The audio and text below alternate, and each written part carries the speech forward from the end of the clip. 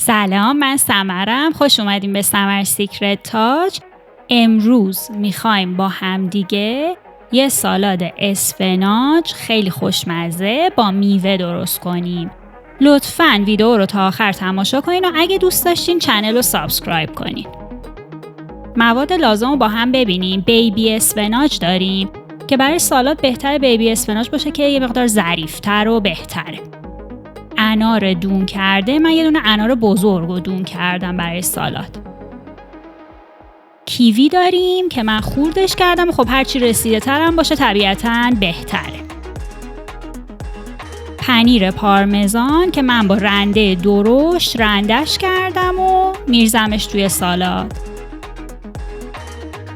تخمه آفتابگردون داریم که خیلی سالادتون رو خوشمزه میکنه. برای سسش روغن زیتون که میتونین از روغن زیتون بودارم استفاده کنین. عسل که میتونین 10-15 ثانیه تو مایکروویو گرمش کنین که راحت تر استفاده کنین.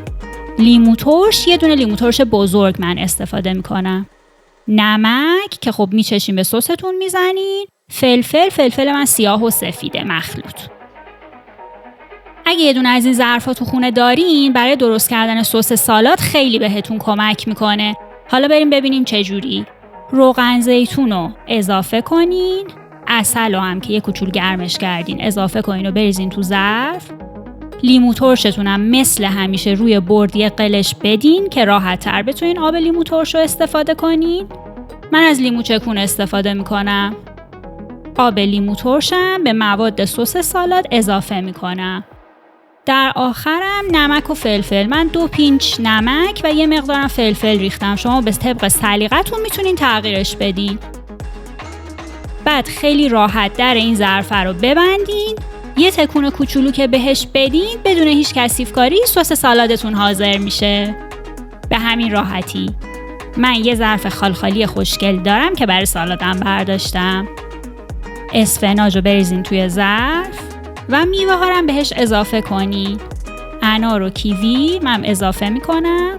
پنیر پارمزان خیلی خوشمزه میشه توی این سالاد. تخمه آفتابگردون هم باعث میشه کلی کرانچی بشه سالادتون. حالا که سالاد حاضر شد، با رعایت موازین بهداشتی با هم دیگه مخلوطش کنین. اگه دوست داشتین ظرف بزرگتر بذارین. بعد که حاضر شد سس سالاد رو اضافه کنین. شما میتونین یا قبل سرو اضافه کنین یا کلا کنار سالاد بذارینش. من حسابی مخلوطش میکنم و دستکشامو در بیارم و برای تزیین سالادتونم میتونین از میوه هایی که دارین مثل انار یا همون کیوی یا یه مقدار تخمه آفتابگردون براش استفاده کنین. به همین راحتی و سالادتون حاضر میشه. اگه ویدیو رو دوست داشتین لطفاً چنل رو سابسکرایب کنین و ویدیو رو لایک کنین. این هم آدرس اینستاگرامه که میتونین من اونجا فالو کنین و پستای رسیپی رو سیو کنین. مثل همیشه مواد لازم سالاد رو دارین اینجا میبینین و ترجمه فارسیش هم براتون توی توضیحات گذاشتم.